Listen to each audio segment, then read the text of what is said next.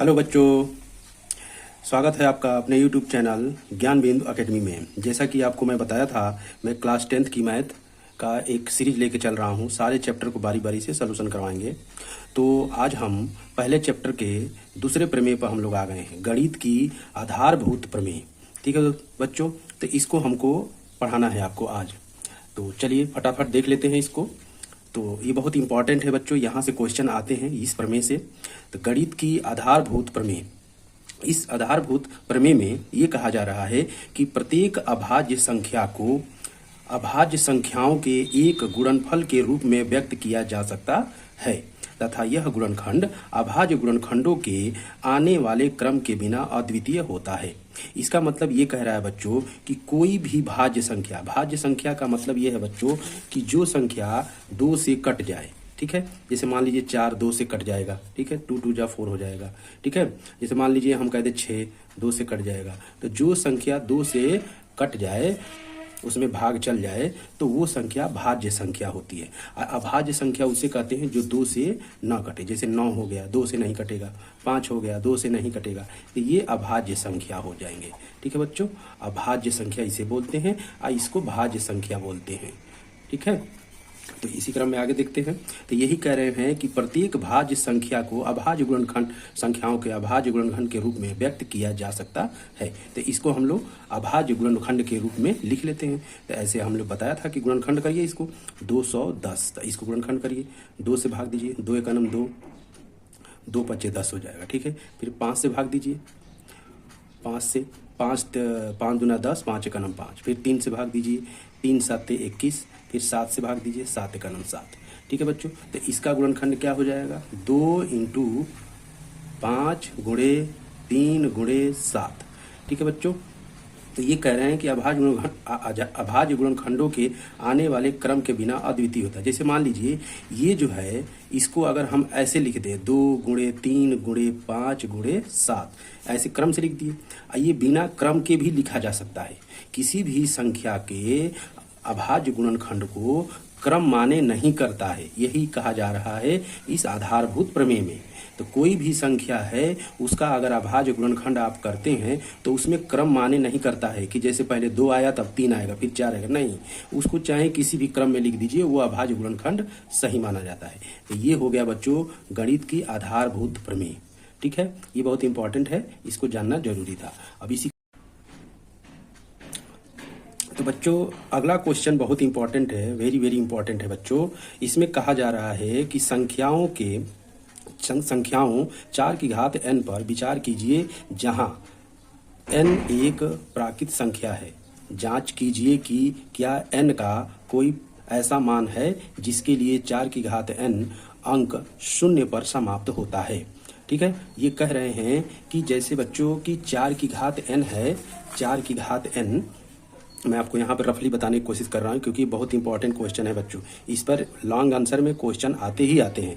तो 4 की घात n है ना, तो ये कह रहे हैं कि n का कोई भी मान रखिए। जैसे मान लीजिए हम रख दे रहे हैं 4 की घात n पर 2 रख दे रहे हैं, n की पावर 2। तो n की घात 2 रख दिए तो 4 × 4 लिख देंगे, तो 4 × 16 आ गया। तो इनके कहने का मतलब ये है कि आप n का ऐसा मान यहाँ रखिए कि जब उसको हम अभाज्य गुणनखंड करके उसका गुणा करें तो उसके लास्ट में 0 आ जाए। तो बच्चों ये जान लीजिए कि किसी भी संख्या के लास्ट में 0 आने के लिए 5 और 2 की जरूरत होती ही होती है। तो बट यहाँ पे कहने का मतलब ये है कि 4 की घात n तो है, तो n की घात अगर हम ऐसे लिख दें, अभाज्य गुणनखंड ऐसे 4 के कर दें, तो 4 का अभाज्य गुणनखंड 2 × 2 कर देंगे और इसकी घात n कर देंगे। ठीक है, तो इसमें 2 तो आ गया लेकिन 5 नहीं है बच्चों। ठीक है, 5 इसमें नहीं है। ठीक है, तो 5 जब नहीं रहेगा तो इसके लास्ट में 0 आने का कोई मतलब ही नहीं है, 0 आ ही नहीं सकता। ठीक है, तो 0 किसी भी नंबर के लास्ट में 0 आने के लिए 5 बहुत जरूरी है। तो 4 के गुणनखंड में, अभाज्य गुणनखंड में 5 है ही नहीं है, इसीलिए इसके लास्ट में 0 नहीं आएगा। तो इसका आंसर मैं लिख लिया हूं यहाँ पे बच्चों। यदि किसी n के लिए संख्या 4 की घात n 0 पर समाप्त होगी तो वह 5 से विभाज्य होगी। ठीक है, अर्थात 4 की घात n के अभाज्य गुणनखंड में अभाज्य संख्या 5 आना बहुत जरूरी है, आनी चाहिए, यह संभव नहीं है। देख रहे हैं यहाँ पे 4 की घात का जब गुणनखंड किए हैं 2 × 2, तो इसमें 5 है ही नहीं है, तो इसीलिए 0 नहीं आएगा, तो ये संभव ही नहीं है, आपको यही लिख देना है। ठीक है बच्चों, तो चलिए इसी क्रम में आगे बढ़ते हैं, दूसरा क्वेश्चन लेते हैं। दूसरा क्वेश्चन ये है बच्चों, दूसरा क्वेश्चन ये है, आपके स्क्रीन पर दिख रहा होगा, बहुत इंपॉर्टेंट है बच्चों। संख्या 6 और 20 के अभाज्य गुणनखंड विधि से एचसीएफ और एलसीएम ज्ञात करो। तो आपको हम पिछले क्लास में जब पढ़ाए थे कि किसी भी संख्या का अभाज्य गुणनखंड ज्ञात करना है तो सबसे पहले हम क्या करेंगे, यहाँ पे हल लिखेंगे। हल लिखने के बाद हम पहले ऐसे बना लेंगे, ठीक है, ऐसे ऐसे बना लिए। अब यहाँ पे 6 लिख देंगे, यहाँ पर 20 लिख देंगे।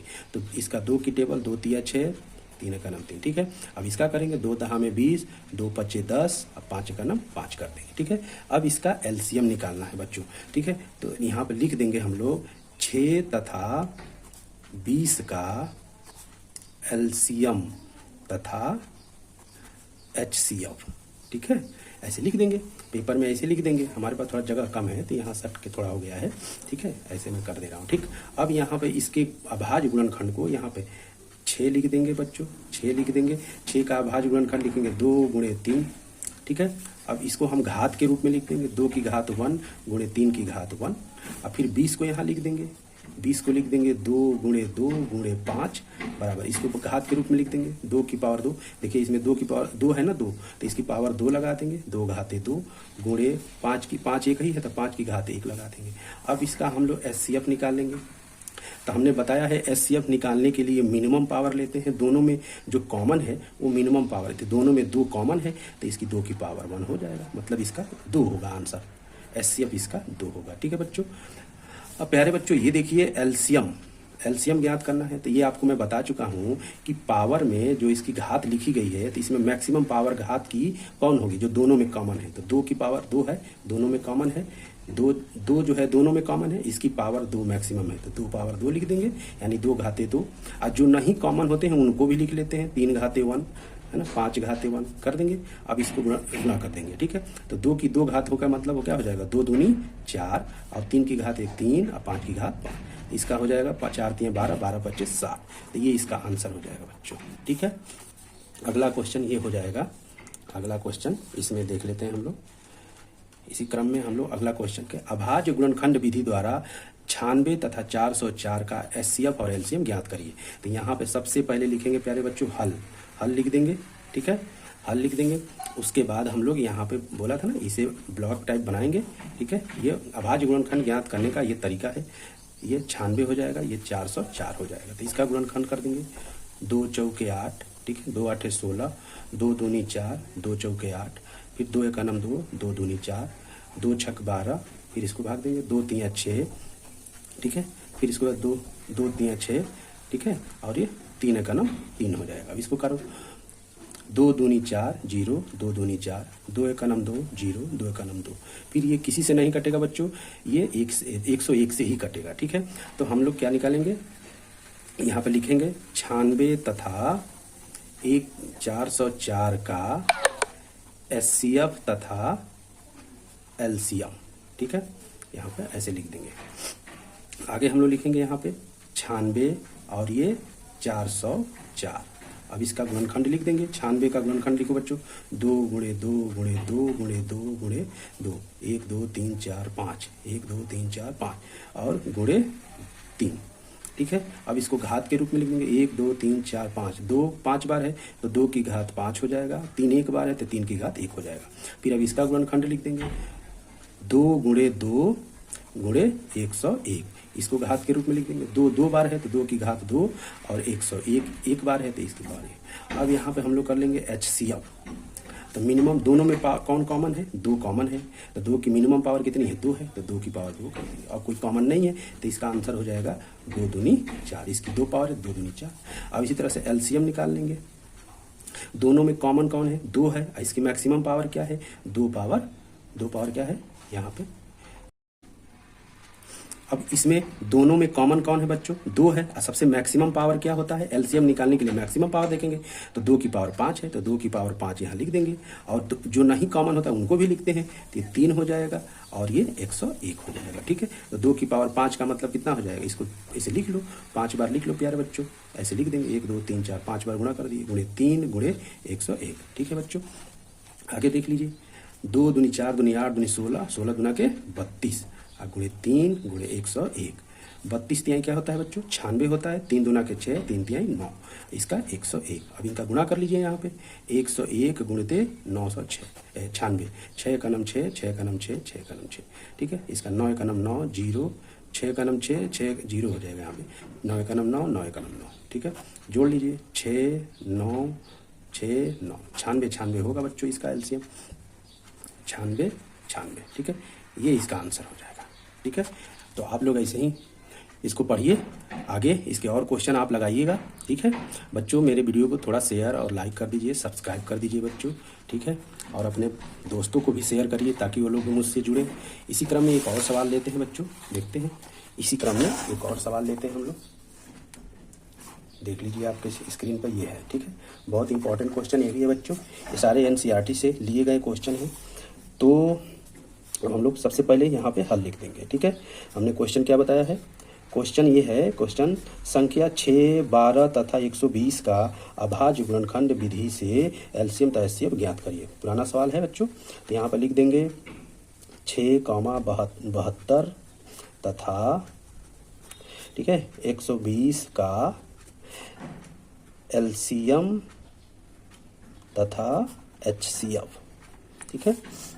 तो हमने बता रखा है आपको, सबसे पहले इसको क्या करेंगे हम लोग, ऐसे ब्लॉक बना देंगे इस तरीके से अभाज्य गुणनखंड निकालने के लिए, ठीक है। तो इसमें सबसे पहले 6 लिखेंगे, 2 3 6, 3 का नम 3 हो जाएगा। अब इसमें लिख देंगे 72, 2 3 6, 2 6 12, 2 का नम 2, 2 8 16, ठीक है, 2 9 18, फिर 3 से ये कटेगा, 3 3 9, ठीक है, 3 का नम 3। अब इसमें लिख दीजिए 120, 2 6 12, 2 3 6, ठीक है, 2 का नम 2, 2 5 10, फिर ये 3 से कटेगा बच्चों, 3 5 15, फिर 5 का नाम 5, ठीक है।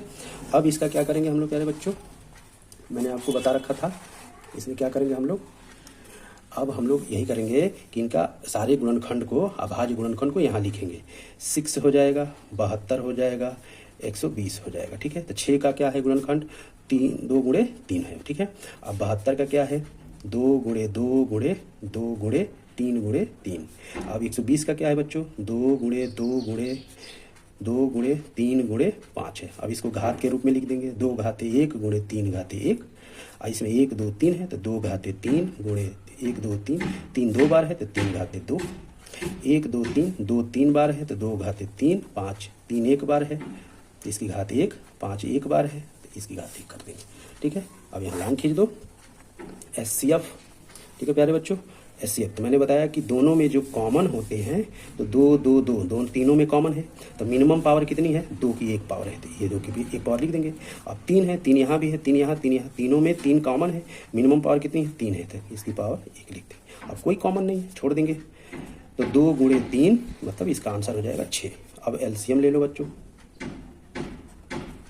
दोनों में देखो कॉमन कौन है, 2 कॉमन है दोनों, तीनों में 2 कॉमन है, तो इसकी मिनिमम मैक्सिमम पावर कितनी है, 3 है, तो 2 पावर कितनी लिख देंगे, 3। अब इसके बाद 3 है, 3 देखो तीनों में कॉमन है, तो मैक्सिमम पावर कितनी है प्यारे बच्चों, 3 की पावर 2 है, तो 3 की पावर 2 लिख देंगे। और जो नहीं कॉमन है उनको भी लिख लेंगे, 5 है, 5 की पावर 1, तो इसको ऐसे लिख देंगे, 3 की 2 गुणे 2 गुणे 2, और 3 की पावर 3 2 है, तो 3 गुणे 3, और 5 की घात 1 है तो 5 हो जाएगा। गुणा कर दीजिए, गुणा कर दिया प्यारे बच्चों, 2 दूनी 4 दूनी 8, 3 तिहाई 9, और 5 का 5 हो जाएगा, ठीक है। 8 5 40 और गुणे 9, 9 चौके 36, तो ये हो जाएगा इसका आंसर प्यारे बच्चों, ठीक है। वीडियो कैसा लगा बच्चों जरूर कमेंट बॉक्स में बताइए, ठीक है। हमारे चैनल को सब्सक्राइब और शेयर कर दीजिए अपने दोस्तों के साथ, और ऐसे ही हमारे चैनल से जुड़े रहिए। थैंक यू, मिलते हैं अगले वीडियो में।